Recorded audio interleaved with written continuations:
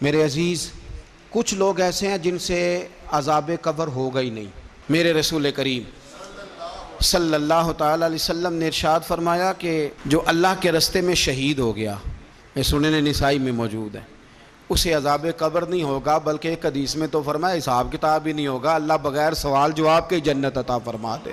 کچھ لوگوں کو لوگوں کی بخشش پہ بھی مسئلہ ہی بنتا ہے کہ کوئی بخشا نہ جائے۔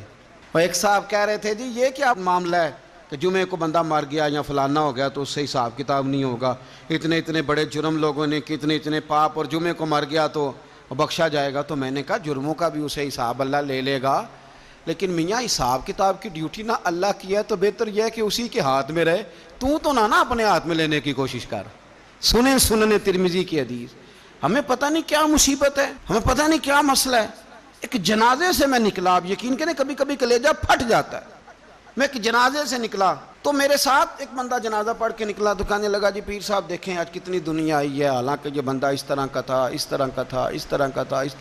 میں نے اسے کہا یار تجھے تو فکر ہی لگ گئی ہے کہیں جنت میں چلا ہی نہ جائے، تو اس طرح کرنا جنت کے دروازے کے سامنے کھڑے ہو جانا ڈنڈا لے کے کہ میں نے نہیں جانے دینا۔ شرم آنی چاہیے ہمیں۔ اللہ فرماتے ہیں جنت اتنی چوڑی ہے جتنے زمین و آسمان، اس کی چوڑائی زمین اور آسمان کے برابر ہے، تو ہم تو اپنے علاوہ کسی کو جانے نہیں دینا چاہتے جنت میں۔ اور بس کریں، جنت خدا کا فضل ہے، اور اللہ فرماتے ہیں میرا فضل میں جسے چاہتا ہوں عطا کرتا ہوں۔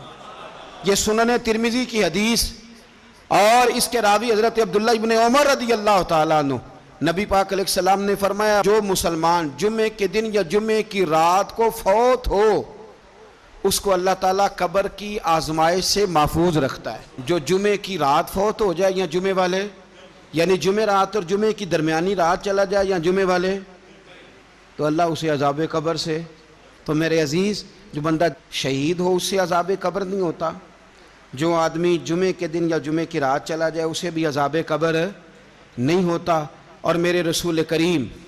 صلی اللہ تعالیٰ علیہ وسلم نے فرمایا جو بندہ ایک دن اور ایک رات، یہ حدیث صحیح مسلم میں، سنن ترمذی میں، مصنف عبد الرزاق میں موجود ہے، ایک دن اور ایک رات اللہ کی رضا کے لیے اسلامی سرحد پہ پہرا دے۔ میں اور آپ سوئے ہوئے ہیں، لیکن وہ لوگ جو فوجی بارڈروں پہ کھڑے ہیں،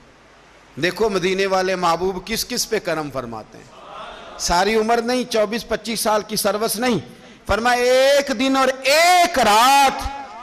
اللہ کی رضا کے لیے جو اسلامی سرحد پر پہرا دے، مسلمانوں کو کافروں سے بچائے،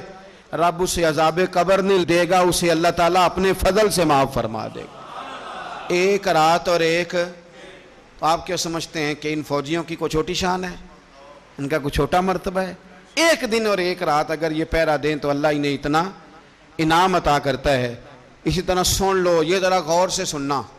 ابن ماجہ کی حدیث، اور اس کے علاوہ مسند ابو یعلا میں موجود حدیث کے راوی حضرت ابو ہریرہ رضی اللہ تعالی عنہ، حضور صلی اللہ تعالی علیہ وسلم نے فرمایا جو شخص بیماری سے فوت ہوا، قربان جاؤں میرے محبوب نے بیماری کا نام ہی نہیں لیا، فرمایا کوئی بھی بیماری ہو، فرمایا جو آدمی بیماری سے فوت ہوا اللہ اسے شہادت کی موت عطا فرمائے گا، اور وہ عذاب قبر سے اور قبر کے امتحان سے بھی محفوظ رہے گا، اور حضور فرماتے ہیں اس کو صبح اور شام جنت کے باغوں میں سے رزق دیا جائے گا۔ جو کسی بھی بیماری سے مرا،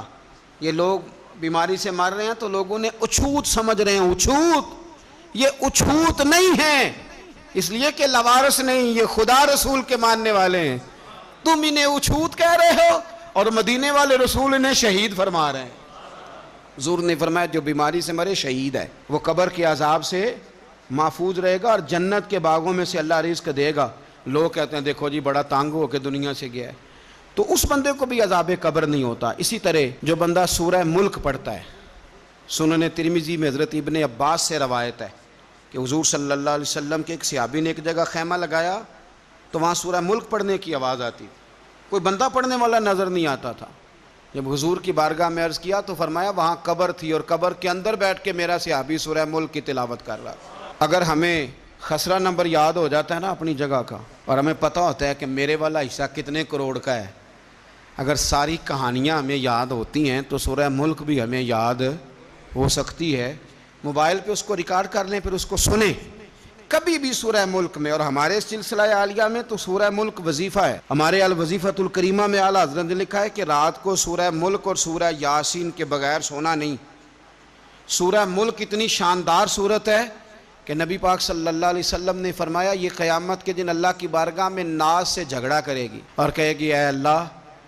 یہاں تو میرے پڑھنے والے کو جنت عطا فرما یا مجھے قرآن پاک سے علیحدہ کر دے، تو رب کریم پھر اپنے فضل سے پڑھنے والے کو جنت عطا کرے گا۔